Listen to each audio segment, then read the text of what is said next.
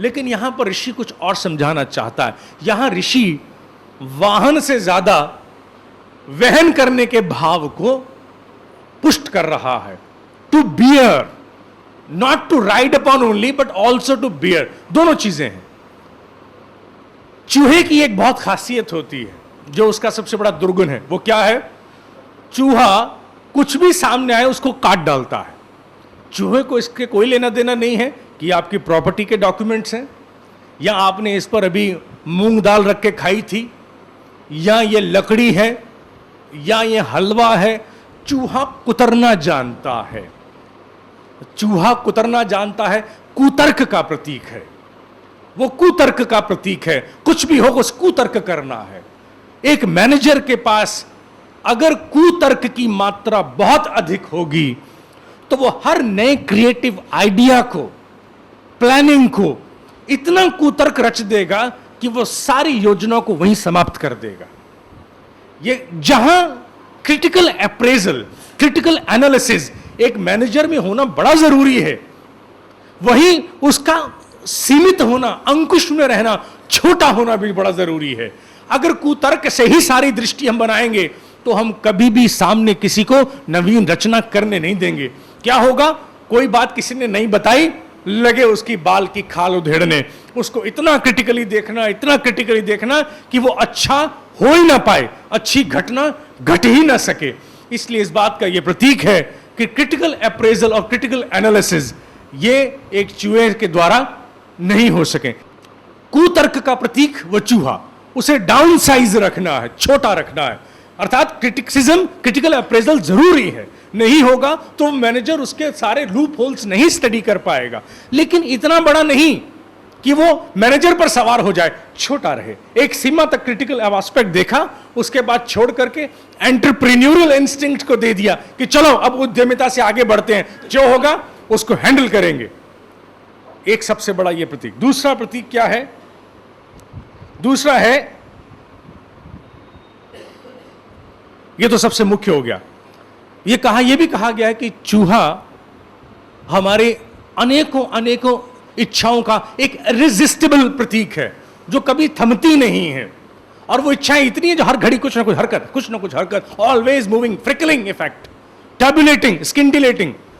उन पर नियंत्रण करने के लिए, उनको छोटा बनाने के लिए, उनको अपने अनुशासन में रखने के लिए एक वाहन के रूप में गणपति एक अच्छा मैनेजर रखता है, ताकि अपनी स्वयं की इच्छाएं उसके लक्ष्य के बीच में बाधा ना बन सके। तीसरी बात, चूहे में एक सबसे बड़ी एक दुर्गुण भी है। वो क्या? चूहा खाते खाते ये भूल जाता है कि मैं पहले खा चुका हूं, और वो खाता चला जाता है। और अक्सर चूहे की मृत्यु लगातार खाने की वजह से हो जाती है। ये बहुत अब तो इनोवेशन आ चुके हैं, क्योंकि वो भूल जाता है कि मैं जो खा चुका हूं वो उतना काफी था। वो ही गोज ऑन ईटिंग, वो रोक नहीं पाता अपने आप को। उसी प्रकार अगर मैनेजर अपनी रिसोर्सेज को, अपनी प्लानिंग को, जो बेस्ट अवेलेबल रिसोर्सेज हैं, उनका जो ऑप्टिमम यूटिलाइजेशन नहीं करेगा, and for more and for more and for more के लिए आगे बढ़ेगा, तो क्या है? पीछा छोड़ आगे दौड़। इसलिए बहुत बड़ा प्रतीक है कि वो वृत्ति भी हमारी अंकुश में रहनी चाहिए। जो अवेलेबल रिसोर्स है उसका ऑप्टिमम यूटिलाइजेशन, जो अवेलेबल प्लानिंग है उसका ऑप्टिमम यूटिलाइजेशन होना चाहिए। इसके बाद एक सबसे महत्वपूर्ण बात और भी है कि गणपति जी का एसोसिएशन किसके साथ है? स्वस्ति के एक प्रतीक के साथ है। अगर एक गणपति के रूप में इतनी बड़ी चित्रण कर दिया था ऋषियों ने, तो उसका ज्योमेट्रिकल रिप्रेजेंटेशन देने की जरूरत क्या थी? अर्थात गणपति को ना बना करके थाली में पूजन के लिए हम वो गणपति जी का स्वस्तिक चिन्ह बना देते हैं। यानी that geometrical figure is an entire representation of all that persona which a manager must bear. वो उसका फ्लैगशिप है। भारत झंडे में तो नहीं, लेकिन झंडा भारत का प्रतिनिधित्व, प्रतीक है, सिंबल है। ये क्यों बनाया गया? Why was it made? Why was it not made like an S, like an I, like an M, like an N, like a K, B, K? इसका सबसे बड़ा कारण यह है, इसमें थोड़े से संदेश छुपे हुए हैं। वो क्या? वो ये है कि चार कोनों में हमारे यहाँ के जो चार हमारे जीवन के अध्याय हैं, उनकी ओर संकेत है। ब्रह्मचर्य, सदग्रस्त, वानप्रस्थ संन्यास।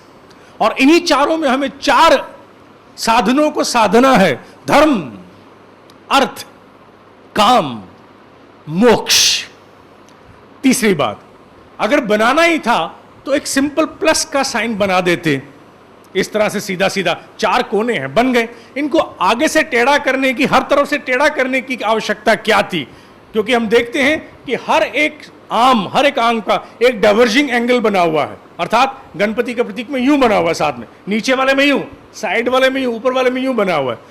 इसका अर्थ यह है कि चारों वर्ण में, चारों जीवन के अध्याय में, चारों साधनों को साधने में the road to perfection is never straight.